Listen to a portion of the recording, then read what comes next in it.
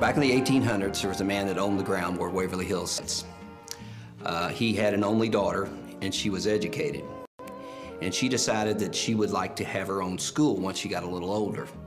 So her father came up to this hill where the building's set right now and built a small one-room schoolhouse and let her teach school to the local children. And she decided that she would name the building Waverly, and that was for her favorite author.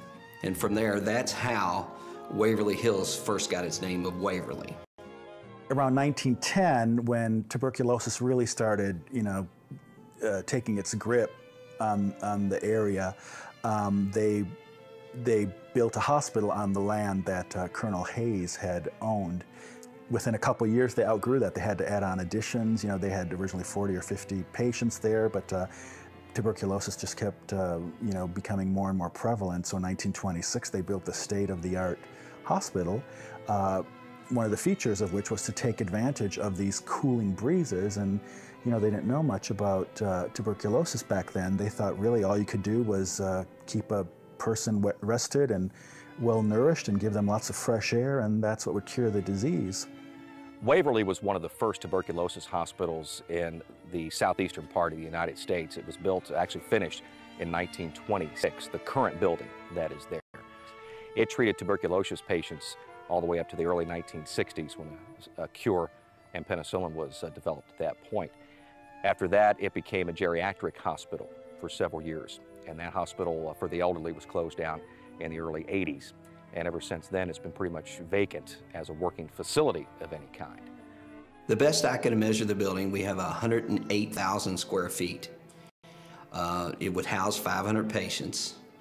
And at the time that it was built, which is 1926 when it was completed, this was considered a state-of-the-art building. There was always one main doctor, and then there was usually 6 other doctors under him, and then from there it would vary, maybe go up or down. And then the nursing staff, they actually had a separate building that was behind the main hospital. It was just to house the nurses, and I understood that there was anywhere from 60 to 75 nurses at a time that lived in that structure.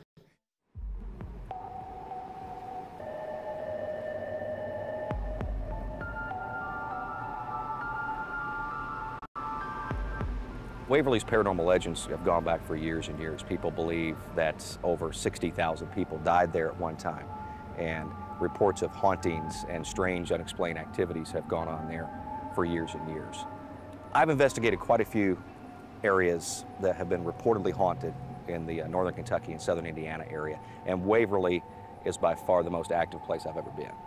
There are a number of locations in Louisville, but I think the holy grail of hauntings is probably Waverly Hills Sanatorium. They say that's the most haunted place in the United States, if not, on Earth.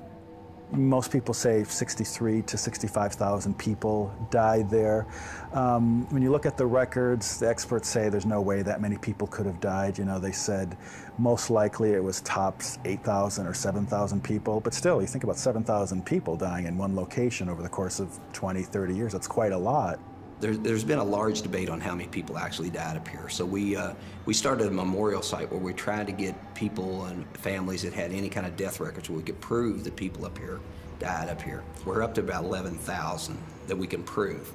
We assume that there's a lot more than that. Well, Waverly's always been known to be haunted. And, no one's going to believe anything till they see it for themselves. I wouldn't either, but I have seen things up here for myself.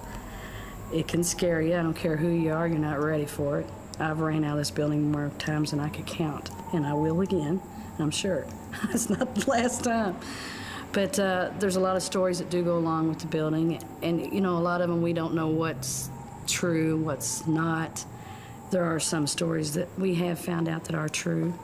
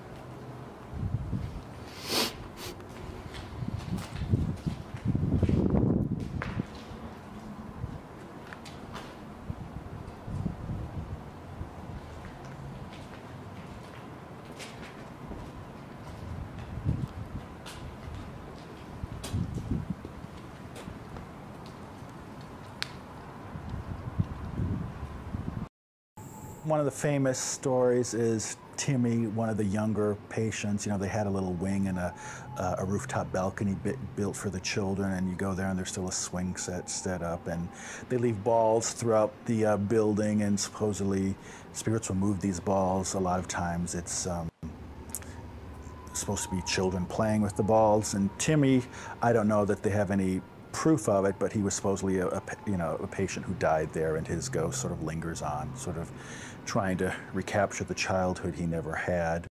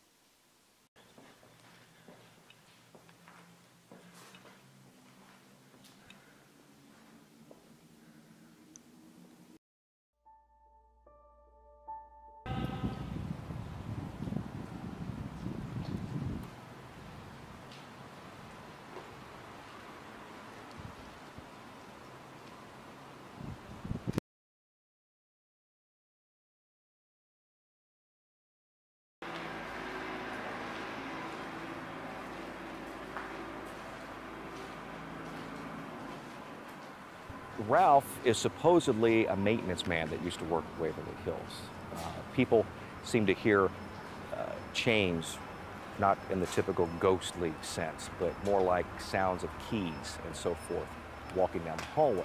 And the owners kind of contribute that to a man named Ralph who used to work at Waverly years ago, who was the maintenance and caretaker for the building.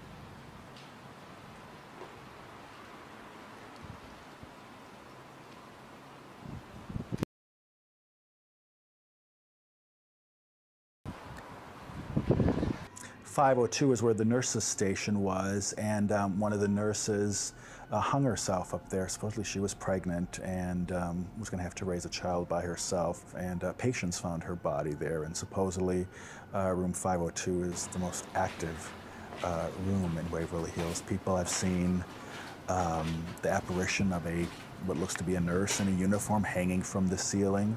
Other people have seen sort of your typical stereotypical nurse walking the corridor outside that room.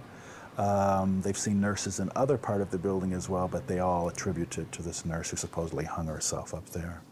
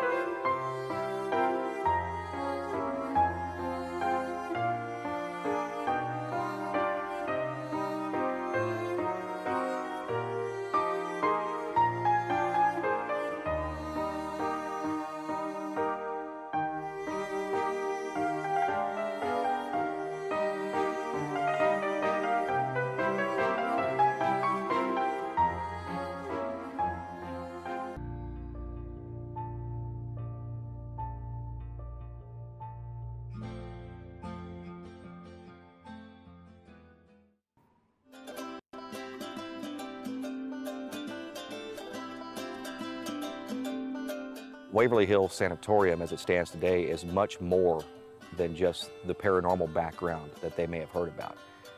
It's full of history. It's a legitimate historical landmark in this town. The Mattingleys recently purchased it. They're the ones that get the credit for saving the building. They conduct tours around Halloween, but then they do historical tours. But they stabilized the building. They put in new windows. They're currently working with a local architect, and the plan is to turn it into a B&B or something like that. I know exactly what I want Waverly to be in the future.